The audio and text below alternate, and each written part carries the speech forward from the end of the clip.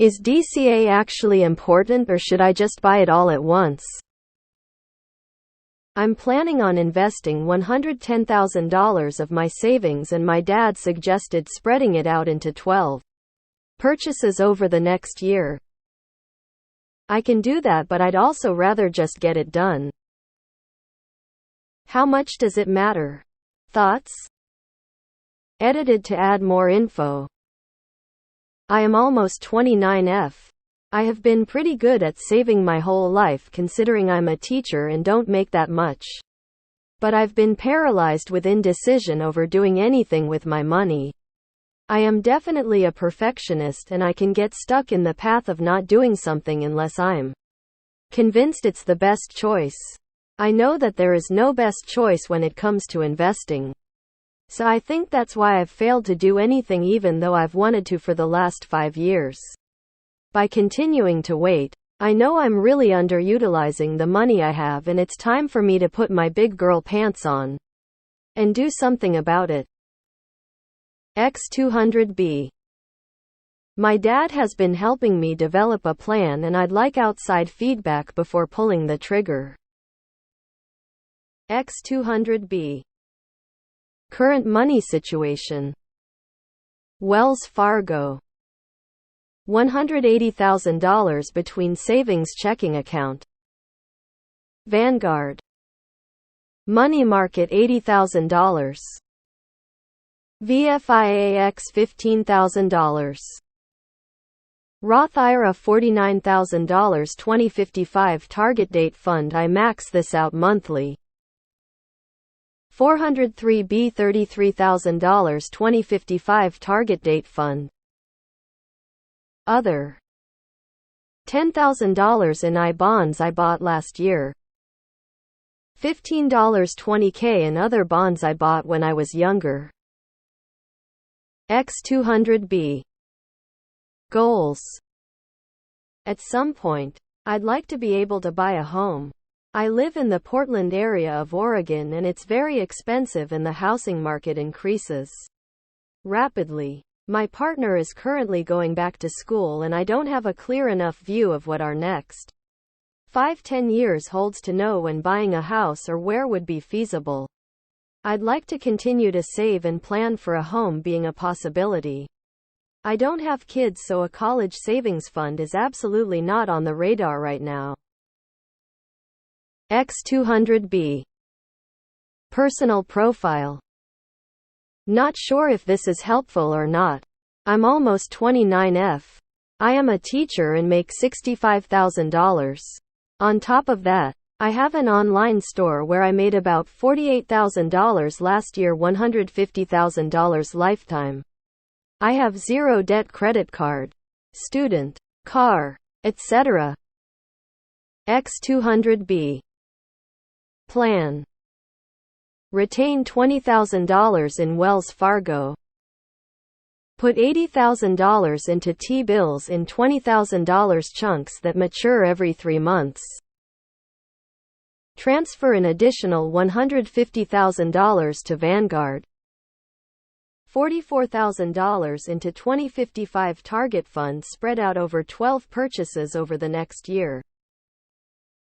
$33,000 into VFIAX spread out over 12 purchases over the next year. $33,000 into VTSAX spread out over 12 purchases over the next year. Keep $40,000 in money market. X200B. Conclusion. Please share your thoughts on my plan. This is the best that my dad could help me with. Statistics show that a lump sum investment typically does better than dollar cost averaging roughly 2-3 of the time.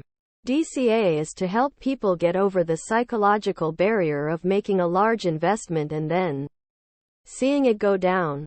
If you think you don't need that crutch, just put it all in at once.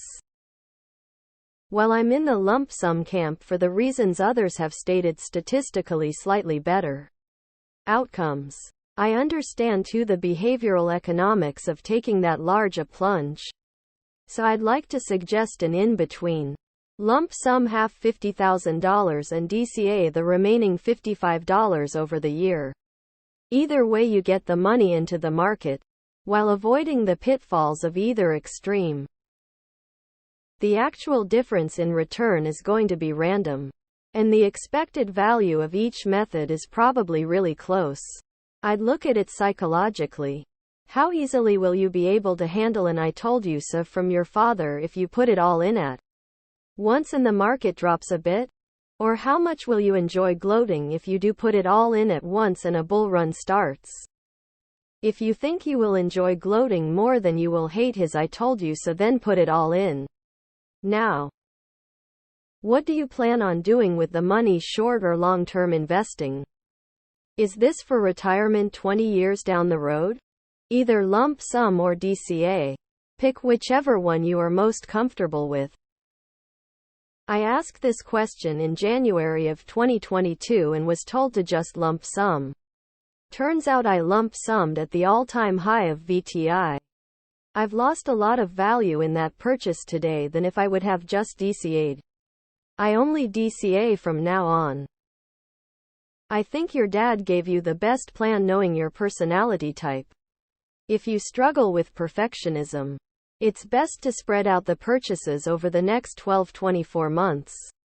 You can live with the market swings up and down against the one-time lump sum. Maybe you will do better or maybe you'll do a bit worse. If you're a perfectionist and go with the one-time lump entry, you will have more regret watching prices trader lower than joy from watching markets go higher. Cut your loss quick. Only way to survive in this game. Just lump sum it. It is proven that lump sum is the better method. You could always lump sum half or more and then DCA the rest over 6-12 months. Whatever you decide, just be sure to stick to the schedule no matter what.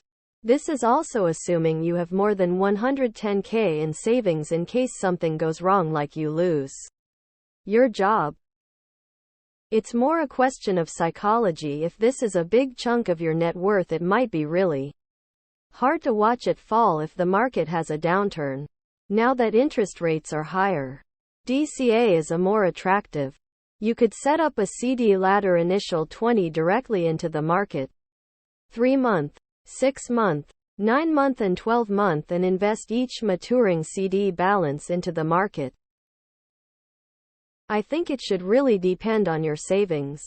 If you have enough set aside for emergencies, you should be fine to lump sum, because statistically lump sums have better odds to perform better. But should a big medical emergency pop up within the coming 12 months and you have limited savings, having access to that $110,000 could be pretty huge.